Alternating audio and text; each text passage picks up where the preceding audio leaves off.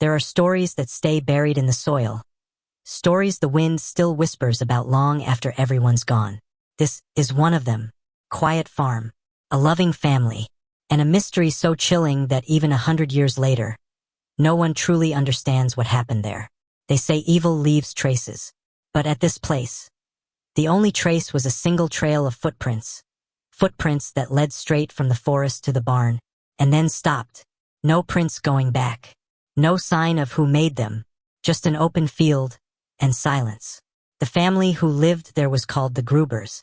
They were hardworking farmers in rural Germany, simple people known by everyone in the nearby town.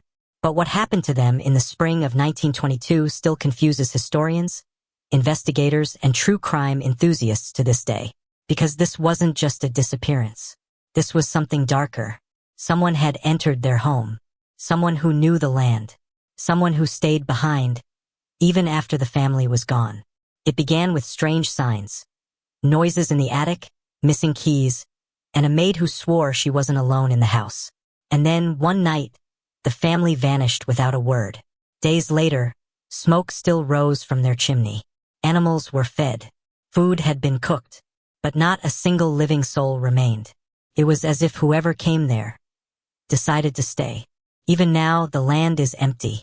The farmhouse was torn down long ago. But locals say when you walk past that field, you still feel something. A coldness, a presence, a sense that someone is still watching. This is the Hinterkaifeck mystery. And it begins with the footprints that never led back. Let's go back to where it all began. Hinterkaifeck wasn't a town. It was a small, isolated piece of farmland tucked between two Bavarian villages, Grobern and Kaifeck. Surrounded by thick forest, it stood alone. The nearest neighbor was almost half a mile away. The family who lived there were the Grubers.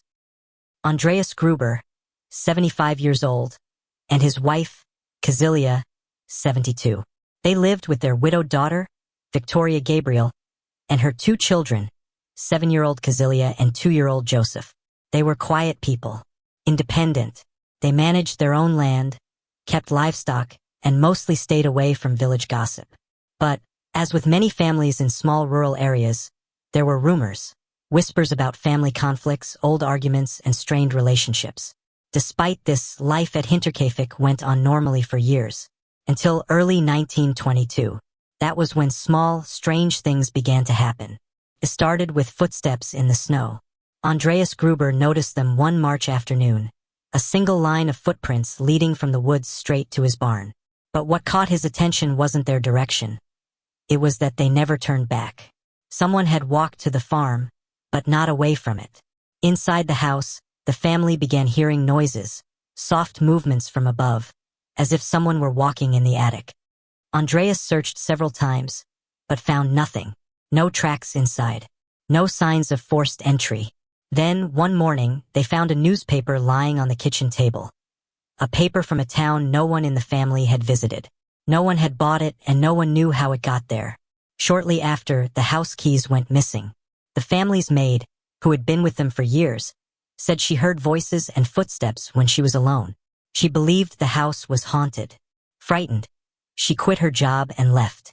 Andreas mentioned the strange events to a few neighbors, but there wasn't much anyone could do. They lived far from town, and rural life was full of odd occurrences. Lost items, stray travelers, and noises from the old farmhouse walls. But what none of them knew was that the strange signs were only the beginning. At the end of March, neighbors saw the family going about their normal routines.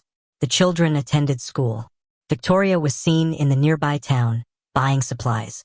Everything seemed ordinary. Then silence. On March 31st, the Grubers stopped showing up in town.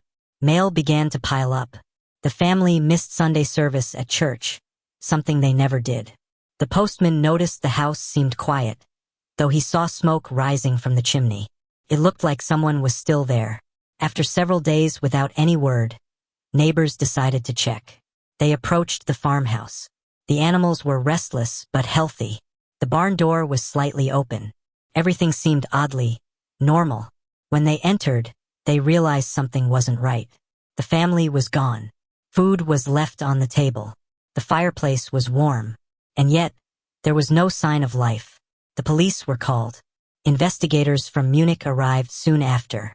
What they found was deeply unsettling. The inside of the house told a confusing story. Nothing valuable appeared to be missing. There were signs that someone had continued daily life, feeding animals, cooking meals, maintaining the fire. But the Grubers were nowhere to be found. The barn showed unusual activity. Hay had been moved recently. A tool had been shifted from its normal spot. Even the animals seemed calm, as if someone had cared for them regularly. Neighbors recalled seeing smoke from the chimney in the days after the family's disappearance. Proof that someone had been inside the home. But who? There were no clear fingerprints. No footprints beyond the initial trail Andreas had seen earlier that month. And no explanation for how someone could live there without being noticed. The more investigators searched, the stranger the case became. They questioned villagers, travelers, and nearby farmers. Some mentioned hearing dogs bark that week. Others said they saw flickering lights near the property. But no one saw anyone leave the farm. As news spread across Germany, rumors and theories multiplied. The first major suspect was a neighbor, Lorenz Schlittenbauer. He had a personal history with Victoria, the Gruber's daughter. Years earlier, they'd been close, and some locals believed he might have been the father of her youngest child. Police questioned him several times. He seemed nervous but cooperative. He even helped search the property after the family was found missing. However, there was never any proof he was involved. His life continued quietly, and he denied any wrongdoing until his death. Others believed it was a traveler or vagrant, someone moving through the forest who stumbled upon the farm and took advantage of the isolation. But this didn't explain why nothing of real value had been stolen. A few villagers whispered that the Gruber's tragedy might have been connected to family secrets, possibly a conflict that had built up over time. Some even suggested that the person who entered the house may have known the family well, perhaps too well. But after countless interviews and searches, the investigation went nowhere. No solid evidence. No witnesses. No confession.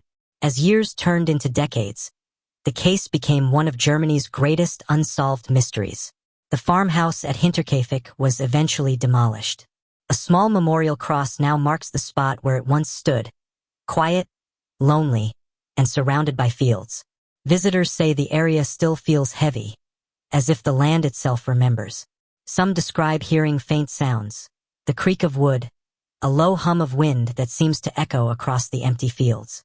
Whether it's imagination or memory, no one can say. Over the years, the case has been revisited many times. Modern researchers have tested theories using updated forensic methods. Some point to human motives, jealousy, betrayal, or revenge. Others believe it may have been a traveler, someone whose identity was lost to time. But no evidence has ever confirmed what truly happened. The person responsible vanished as quietly as they came, leaving behind only questions and silence. The story of Hinterkaifeck is more than a crime story. It's a reflection of how mystery lingers when answers are lost. A reminder that even the most ordinary places can hold extraordinary secrets. More than a century later, people still visit the site. They walk the same path where the footprints once appeared. The forest has grown thick around it now, hiding what's left of the old foundations. Some stop and listen. And if the wind is just right, they say it almost sounds like someone walking in the attic, careful steps, soft, slow, and waiting. Because maybe whoever came to Hinterkaifeck never truly left. If you found this story fascinating, subscribe for more calm, dark mysteries and true crime stories like this one.